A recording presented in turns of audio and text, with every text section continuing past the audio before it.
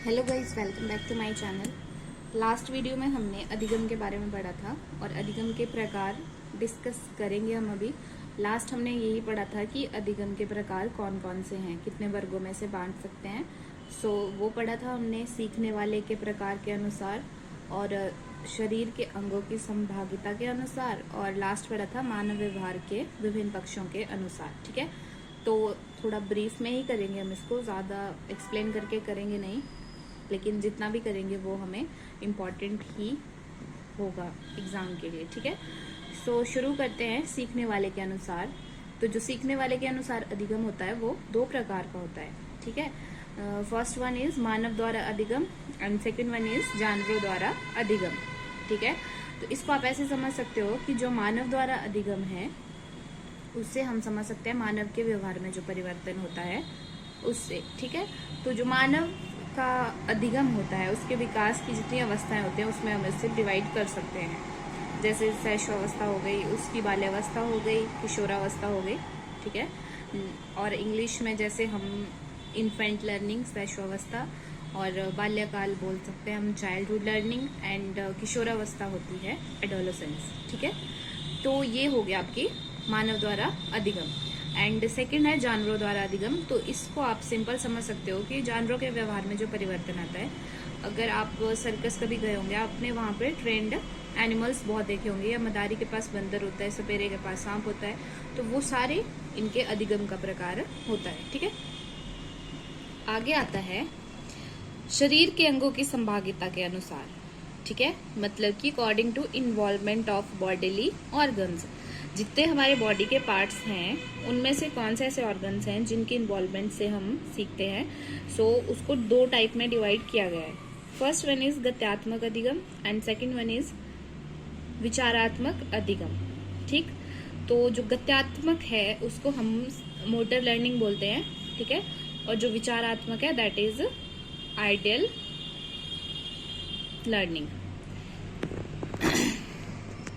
Motor learning में हमारे पास दो टाइप आते हैं, संवेदन गति और दूसरा आता है प्रत्यक्षात्मक। ठीक है, तो जो संवेदन गति है इसको बोलते हैं सेंसरी मोटर लर्निंग, जो हम अपने सेंस ऑर्गन से सीखते हैं। ठीक है, एंड जो दूसरा है प्रत्यक्षात्मक, उसमें हम समझ सकते हैं परपेचुअल मोटर लर्निंग। इसमें हमारे पास जितने भी थोड़ा जटिल कौशल आते हैं जिनको हमें मेहनत से अर्जित करना पड़ता है। सपोज कि आप कोई इंस्ट्रूमेंट बजाना सीख रहे हो, या फिर आप स्विमिंग सीख रहे हो, या फिर आप राइटिंग सीख रहे हो, या साइकिलिंग, डांसिंग, मीन्स जहाँ पे आपको थोड़ा अपनी स्किल्स का भी यूज करना पड़ सकता है।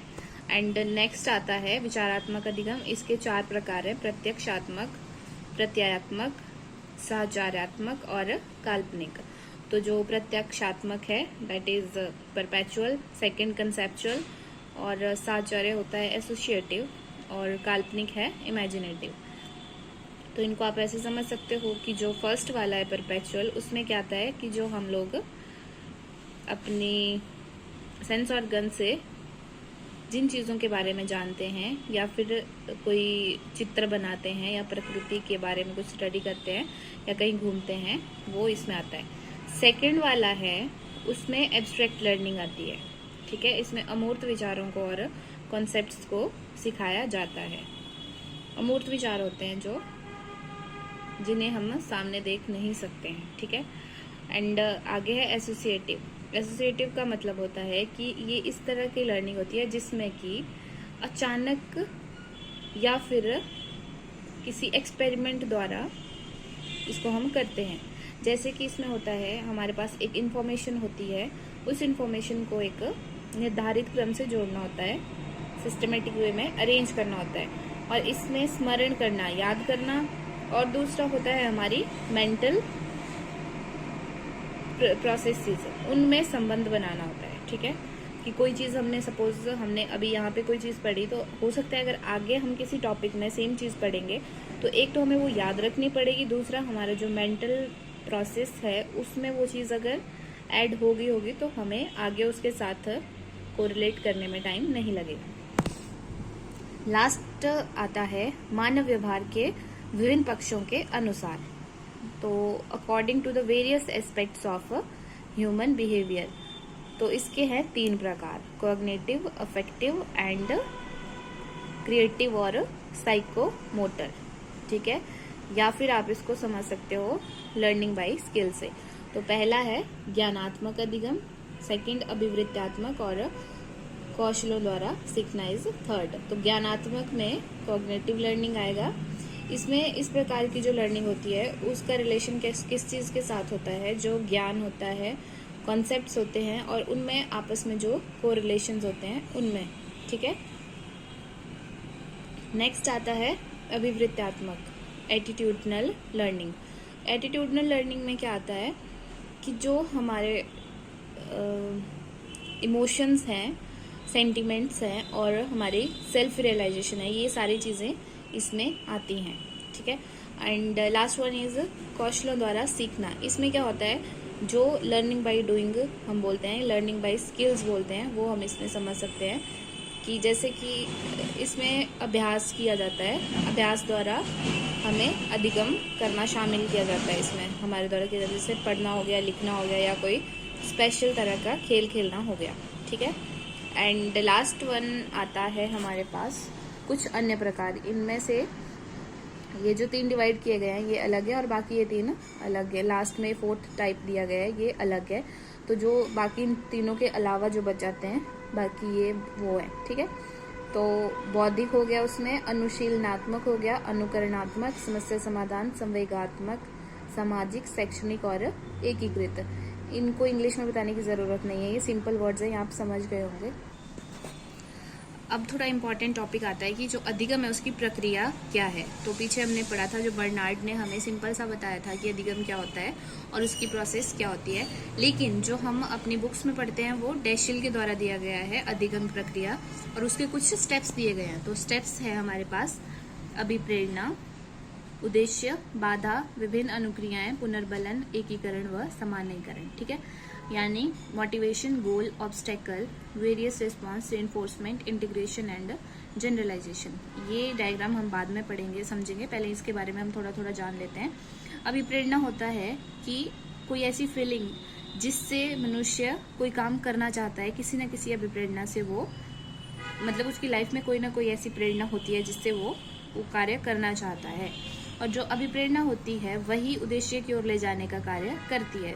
मतलब हम जो भी काम करते हैं उसके जो बेसिक होता है ना, वो किसी न किसी की अभिप्रेरणा ही निहित होती है, जिसकी लाइफ में चाहे कोई अचीवमेंट हुई है, चाहे कोई भी बात हुई है, तो वो एक मोटिवेशन के द्वारा ही होती है, ठीक है। जैसे जैसे हम मोटिवेटेड होते हैं हमारा उद्देश्य भी स्थापित हो जाता है, उद्देश्य भी हमारा निर्धारित हो जाता है। और उद्देश्य की पूर्ति, मनुष्य उस क्रिया को नहीं सीखना चाहता है, ऐसा कोई काम नहीं करना चाहता है वो जिससे उसके उद्देश्य की पूर्ति ना हो, ठीक है। किसी भी काम को, अब जैसे हम लोग पढ़ाई कर रहे हैं, जैसे हम मान लीजिए हम कमीशन के लिए तैयार कर रहे हैं, प्रिपरेशन कर रहे हैं, और अगर हम यूपीएससी के एग्जाम के लिए बुक्स खरीद लें लेकिन हमारा पेपर होगा कमीशन का, तो that is not related to our उद्देश्य, गोल, ठीक है। तो वही बात है कि जो उद्देश्य अभिप्रेरणा है वो उद्देश्य से रिलेटेड होती है। अब जैसे हम उद्देश्य निर्धारित कर लेते हैं, उसके बाद हमारे उद्देश्य प्राप्त करने में बहुत सारी बाधाएं आती हैं, और वो बाधाएं क्या होती हैं, हमारे अंदर बहुत सारे वेरियस रिस्पॉन्सेज डेवलप करती हैं, मतलब वेरियस रिएक्शंस निकालती हैं हमारे बॉडी से, हमारे मन से, और उन चीज़ों को हम लोग कई बार नेगेटिव में भी ले सकते हैं, पॉजिटिव में भी ले सकते हैं। फिर क्या होता है, अगर हम सही डायरेक्शन में जा रहे हैं तो फिर हमें रेनफोर्समेंट की ज़रूरत पड़ती है, या फिर रेनफोर्समेंट हम एक ऐसी प्रक्रिया को या ऐसी क्रिया को बोल सकते हैं जिससे हम लोग एक तरह से हम उसको रिस्ट्रिक्शन भी बोल सकते हैं कि हमें ये काम करना ही है। जैसे पुनर्बलन के लिए आप सपोज हम स्कूल में जाते थे, उस टाइम हमें होमवर्क देते थे, तो होमवर्क देने का मतलब क्या होता था कि हमें वो काम करना ही है, अगर आप नहीं करोगे आपको पनिश किया जाएगा। तो हम पनिशमेंट के डर से करते थे। कुछ बच्चे होते थे वो अपने शौक से करते थे, उनको अच्छा लगता था वो काम करना, वो मोटिवेटेड थे, उनको अपना गोल पता था, ऑब्स्टेकल्स कितने भी आए उन्होंने उसको पॉजिटिव रिस्पॉन्स में कन्वर्ट करके अपना पुनर्बलन करके अपना होमवर्क करते थे बच्चे, ठीक है। और लास्ट में क्या होता है, एकीकृत, यानी इंटीग्रेशन एंड जनरलाइजेशन। इसमें क्या होता है कि जितना भी हमारे पास पूर्व ज्ञान होता है उसको हम अपने नए ज्ञान में जोड़ करके एक उसकी जनरलाइजेशन बना देते हैं। ठीक है, इसको हम यहाँ पे समझेंगे। देखो, फर्स्ट स्टेप इज मोटिवेशन। पहला आ गया आपका मोटिवेशन, आप मोटिवेटेड हो, आपको अपने गोल का पता लग गया। ठीक है, सेकंड स्टेप में आ गया गोल। अब जब आप गोल तक पहुंच गए हो तो आपके पास ऑब्स्टेकल्स भी बहुत सारी आएंगी, तो ये आपकी ऑब्स्टेकल्स हो गई। देन ऑब्स्टेकल्स के जब ऑब्स्टेकल्स आपके रास्ते में आएंगी तो वेरियस रिस्पॉन्स भी डेवलप होंगे माइंड में, मन में। ठीक है, तो उन वेरियस रिस्पॉन्सेज को 2 टाइप्स में डिवाइड किया जाता है, पॉजिटिव और नेगेटिव। तो कोशिश करनी होती है हमें कि वो हम पॉजिटिव वे में ही लें, क्योंकि अगर हम नेगेटिव में लेंगे तो फिर हम अपना उद्देश्य प्राप्त नहीं कर पाएंगे। नेगेटिव रिस्पॉन्स में हो सकता है बच्चे कुछ गलत कदम उठा लेते हैं। सपोज कोई बच्चा फेल हो गया तो वो नेक्स्ट एग्जाम प्रिपेयर नहीं करेगा, वो या तो कुछ गलत काम कर लेगा या फिर वो बिल्कुल डिमोटिवेटेड हो जाएगा या फिर नशा करना शुरू कर देगा। मतलब कोई भी बात हो सकती है उसमें, ये तो किसी को ऑफेंड करने के लिए नहीं है, मैं एक बात बता रही हूँ। और जो पॉजिटिव होता है ना, पॉजिटिव में अगर आप फेल भी हो जाते हो तो आपको पता है कि मैंने यहाँ पे गलती की है, अगली बार मैं ये वाली गलती नहीं करूँगा। और अगर गलती हो भी जाती है तो हम उसको दोबारा से सही कर सकते हैं। ठीक है, तो आगे हम करेंगे, जैसे हम पॉजिटिव रिस्पॉन्स लेते हैं तो उसके बाद हमें रेनफोर्समेंट की ज़रूरत पड़ती है, एंड देन फिर integration and generalisation. I hope आपको ये वाला प्रोसेस समझ आ गया होगा। नेक्स्ट आता है अधिगम को प्रभावित करने वाले कारक। ऐसे कौन से फैक्टर्स हैं जो लर्निंग को अफेक्ट करते हैं? व्यक्तिगत कारक, कार्य संबंधी और विधि संबंधी। व्यक्तिगत कारक होते हैं individual factors, then task factors, and last में आता है आपका मेथड फैक्टर्स। अब व्यक्तिगत कारक क्या हो सकते हैं? व्यक्तिगत मतलब आपसे रिलेटेड या मेरे से पर्सनली रिलेटेड। ठीक है, इंडिविजुअल का, हर एक किसी का जो व्यक्तिगत कारक होता है वो अलग होता है, लेकिन ये जो नाम है ये ऑलमोस्ट सेम होते हैं। परिपक्वता, अभिप्रेरणा, ध्यान, रुचि, स्मृति, तत्परता एवं क्षमताएं, संवेदना, ज्ञान, शारीरिक कारक, मानसिक कारक, भोजन, औषधि। ठीक है, यानी इसमें जो आता है मैचुरेशन हो गया, motivation, attention, interest, memory, readiness and capacities, sensations, will to learn, physical handicaps, defect and disease, ये आपका शारीरिक कारक में आएगा। फूड एंड ड्रग्स, ये आपका भोजन औषधि में आएगा। एंड मेंटल हेल्थ हो गया, फटीग हो गया, ये सारी चीजें व्यक्तिगत कारक में आएंगी। दूसरा है कार्य संबंधी कारक, यानी टास्क फैक्टर्स। इसमें क्या होता है? कार्य का कठिनाई स्तर किस तरह का है, कार्य की समानता, कार्य का अर्थपूर्ण होना, रोचकता, अरोचकता और लंबाई कार्य की। ठीक है, यानी आप यहाँ पे समझ सकते हो कि जो काम हम कर रहे हैं, जो भी काम हम कर रहे हैं उसको किस तरह से करना है, उसका डिफिकल्टी लेवल क्या है। ठीक है, और फिर उसकी सिमिलैरिटी ऑफ द टास्क, मतलब किसी काम को हमने अगर पहले कर रखा है, उस काम को उसके जैसा अगर है तो हमें उसको करने में कोई दिक्कत नहीं होगी। मीनिंगफुलनेस होना चाहिए, उसको इंटरेस्टिंग होना चाहिए, और काम को ज़्यादा लंबा नहीं होना चाहिए, थोड़ा कम ही होना चाहिए। ठीक है, उसकी लेंथ ज़्यादा नहीं होनी चाहिए, मतलब मीनिंगफुल होना चाहिए, बिना मतलब का नहीं होना चाहिए, बीच में कुछ भी ऐसे बकवास नहीं होना चाहिए उसमें।